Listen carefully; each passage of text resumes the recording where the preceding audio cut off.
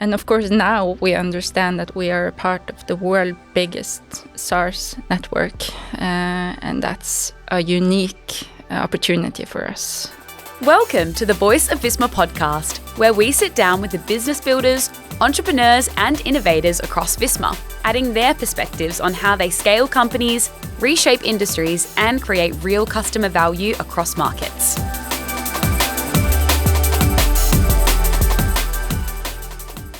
Hi everyone, and welcome to the Voice of Visma. My name is Alicia Hallos, and I will be today's host for this episode. I started in Visma as a management trainee 16 years ago, and I'm still here. Today I have the role as a business area director. That means that I get to follow a lot of the many different companies that we have in the Visma family, either as a board member or as chair of the board. And one of the companies that I've been very lucky to follow has been PowerOffice. PowerOffice is a software company here in Norway that is delivering accounting solution.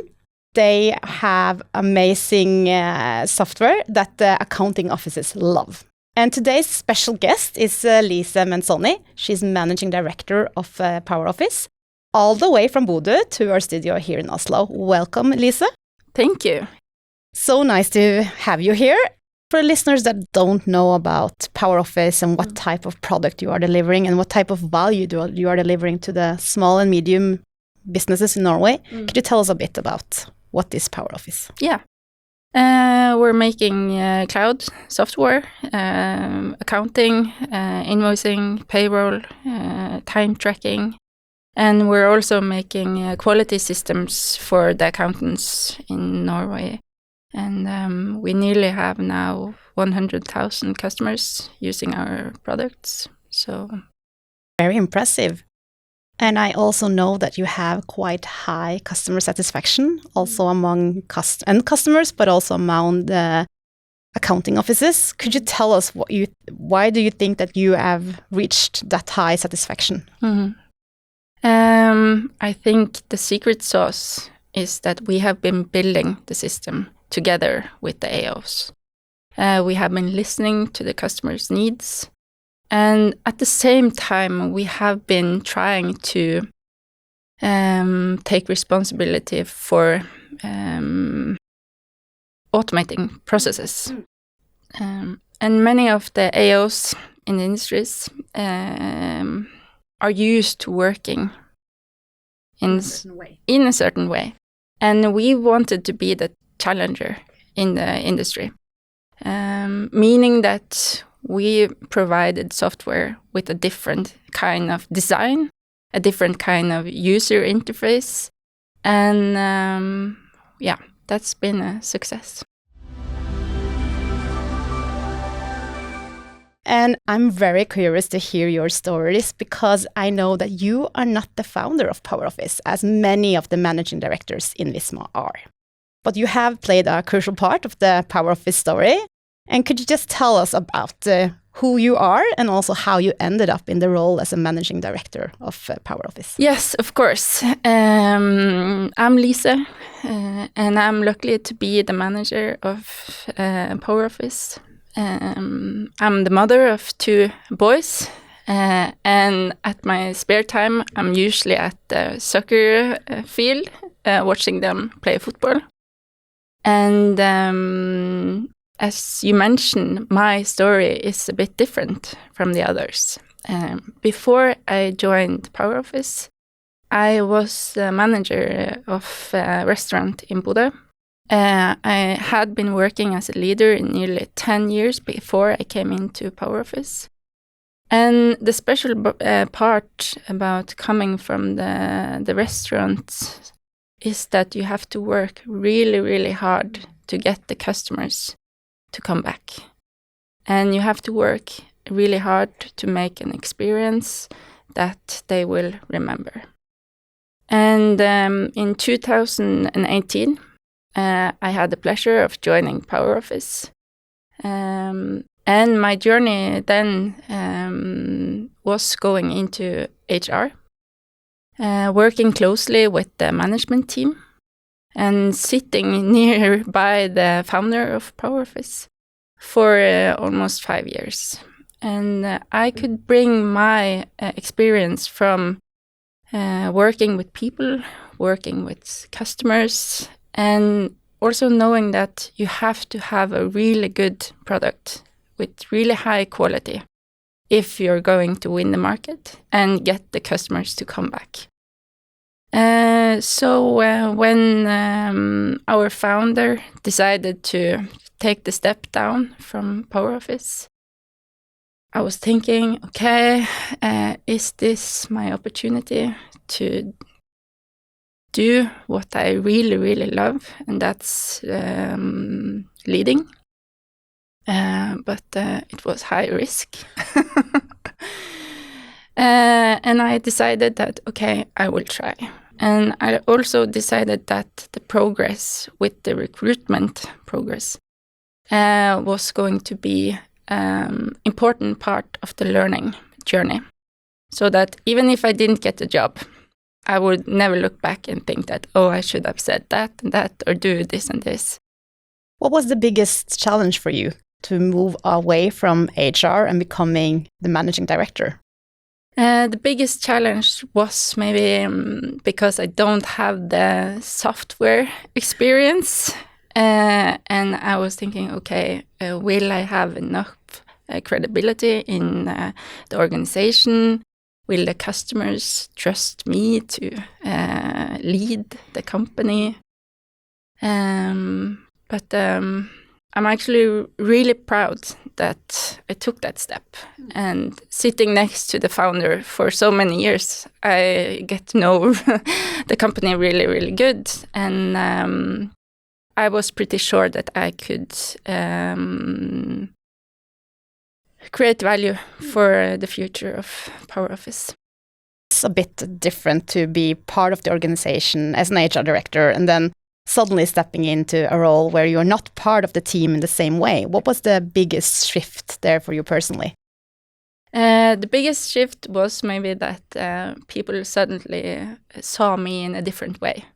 And I was thinking... You noticed? Yes. And I was like, I'm still Lise. And they were like, no, you're the boss. And also the power of your words. Because I was maybe saying, can we do like this and this and maybe try this? And they actually did. And it was just me trying to figure out the best solution. And so being the manager director also gives you a lot of power, and you have to be aware of how you affect people. But I also think that your go-to-market model is a bit different, at least it was back then, because you understood the value of going with the accounting offices. How did that go? Yes, going with the AOs made us very scalable. So even though we now have 100,000 customers, we are nearly 100 employees running this business. So working so closely and next to the AOs has made us very scalable. Mm. That's really, really impressive that you're only 100 employees. And you have grown significantly, as you say, 100,000 customers. What's been the biggest challenge when it comes to growing the organization, both when it comes to the organization, the people part, but also leadership and also handling the customer volume? I think maybe the biggest challenge is that you want to be a startup. You want to be 10 people sitting in the lunch together, talking and just shuffling the ideas and let's do that. And when you're nearly 100 employees and you're taking care of 100,000 customers, it takes more time. And you have to have more secure processes. And for us, it's been important to keep that startup spirit. But how have you been able to keep it? Flat structure. I'm sitting along with the employees and the lines are very short. And we focus on how can we create value in a short time And as our mission is save time to make value for our customers, but also for ourselves. So how can we work smart every day? I have to talk a bit about the location in Bodø, because for those of you that doesn't know Norway, Bodø is in the north. It's around a population of 40,000 people. 50. 50, sorry. But it's a quite small town. And we know that there is a war of talent when it comes to tech. And still you have managed to have 100 employees all located in Bodø. How have you managed to hire and also keep talents? Yeah, that's a really good question. Our founders had 3 pillars that they, or saying that we have been using for many, many years. And the first one is that we have to deliver quality, high quality products. The second one is that we aim for earning money. We want to build a sustainable company. And the third one is to have fun. You have to have fun along the way with the customers and, of course, with your colleagues. And providing this culture over time, we have people in our organization telling their family, their friends about their work and also being very, very proud. And I think that's the main key, because if you have your own people telling the true story, people from the outside, they are like, oh, we want to join that journey. It looks like they're having fun. They are delivering high quality products to the customers. So I think maybe, being true to yourself and these 3 pillars has been really important for PowerOffice and the company during almost 28 years now. So, But still, it's hard to keep it fun all the time when you are growing as fast as you are. Has there been any time like you've been challenged on those values or pillars or? Yes, of course, it's been tough days, I must say, but also building a safe place to be. I think we also managed the tough days. Yeah. I also liked a lot that you said you wanted to be a sustainable business, because it's also about keeping employees safe, having money to kind of pay salary, and that's also hard in the early days of a founder. So that is also a cool story to tell to the local community. And I also know that the local community is important for you, and you have a collaboration and partnership with Bodø-Glimt. And Bodø-Glimt is the local football team that has had quite success the last couple of months, I would say. I'm just so curious to hear if anyone in the market department was thinking that this would kind of end up in this success in that way, but also why you entered that partnership and why it's important to you. First of all, I have to correct you, because Bodø-Glimt hasn't been successful the last months. It's been several years now. And in 2016, they went down to the second league in Norway. We were at the point that we had very few customers in cloud. And stone by stone, Bodø-Glimt has been changing their culture. They have been building a team. And we have been doing the same in our way, building software and also building an organization. So now, when we have nearly 100,000 customers and Bodø-Glimt is playing in Champions League, and actually we share a lot of the same values, and building a strong performance culture and wanting people around us to be proud of what we are making or what Bodø-Glimt are doing out on the field. That's been something that we have been sharing all of these years. And it's not a market stunt. We have been working together for many years. And actually now when we're moving into the stadium, the new stadium in Bodø. Yes, you're moving in together. Yes. We think that we can challenge each other to keep on being world-class. And Bodø/Glimt has a saying that they have inspired from the British rowing team, where they say, "Will it make the boat go faster?" And I think that's maybe something that entrepreneurs and people running companies should think about every day. Will your decision make your company run faster? Will it make the boat go faster? So I think we're a really good match, actually. But the other hot topic, other than Bodø/Glimt this year, is also artificial intelligence. And of course, we can't not talk about that in this episode either. How are you in PowerOffice working with AI in the organization? It's a really hot topic. And for the last years, we have been checking out and trying and failing how to get AI to become a natural part of our everyday work. And I think our strategy is really easy because we want it to be a natural part of every employee.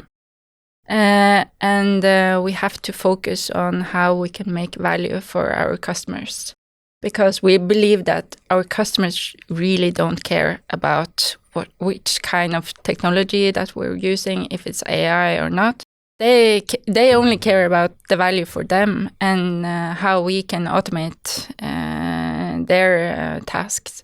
So we're trying to find new ways to make the user experience easier. And of course, on the way, we have to secure the data. We have to be sure that they get the correct data. And it's really, really exciting. Yeah. And I'm using it every day. Great that you're using it every day, but how are you getting the organization or all employees also to use it? Do you get any resistance in the organization? Yes, of course, because it's about changing the way you work. And you have to have respect for that people are different, and some people will take new technology easy, and some will be a little more skeptical. But we're trying to find new ways of learning. So every Wednesday you have the opportunity to come and learn about AI tools, and it's really low-key. So that's a great tip. Yeah. For other companies. You have to make the time, and you have to make it low effort to join. And for every session that we have, it says, okay, this is for developers, this is for everyone, this is for sales, this is for support. So yes, but you have to make time for it. So, and because I do hear that there's a lot of resistance of how to use AI among employees. Of course, it's you need to change some habits, and that's hard to change. Yeah. And you have to have the ambassadors who are showcasing, look at this, look what I made, look what you can do. And I think that's really important now because the technology is running so fast. It's hard to keep up. Did you find those ambassadors internally, or did you need to hire? No, we absolutely have them. Yes. And I believe that we have to build this competence in our organization. You cannot just go out and find new people. You have to build it from the inside, because this is the future. Yes. Yeah, that's true. You want to kind of have control of what it means for your business. Yes. Yeah. And you cannot also isolate it to only 2-3 developers working with AI. You have to bring all of the organization into this, and the teams, and yeah. Looking at, we're only in the beginning of 2026, and how are you predicting what will be the trends, and also what's your tips for entrepreneurs, or where do they need to focus their energy of succeeding in 2026? Looking into the magic bowl. Of course, for me, it will always be people, to have the right people on board. And you have to make sure that you have the people who are curious on using new technology, because you need the ambassadors in your organization. Yeah. And so focus energy on people still, even though AI is taking over? Yes, because you need the creativity. You need people to explore and to also value the quality of if this is actually giving value to the customers. So that knowledge about the industry is even more important. Yeah. That's a good tip. Knowledge about the industry and taking care of the people. You have been part of the Visma ecosystem for a long time. I was wondering, because this is a typical question I get a lot when I'm talking to different companies. How is it to be part of Visma? And also, how has it helped you on the PowerOffice success? It has taken some time, because we have a really strong identity in PowerOffice. And being a part of Visma was like, okay, but we are not Visma. We are PowerOffice. And that's also the strength of Visma, because as you're building the house of brands, we can be PowerOffice with our strong identity, but also we can connect to a big society of really good competence. How many is it now? Nearly 15,000 colleagues. And over time, being a part of Visma has really given us some power that we didn't know that we needed. Joining the security program has been really, really important for us. Having the legal department and a lot of the hubs that Visma is serving. So it has taken some time to get to know the people, building trust. And of course, we had also to build trust out to the customers that we will still be PowerOffice. And of course, now we understand that we are a part of the world's biggest SaaS network.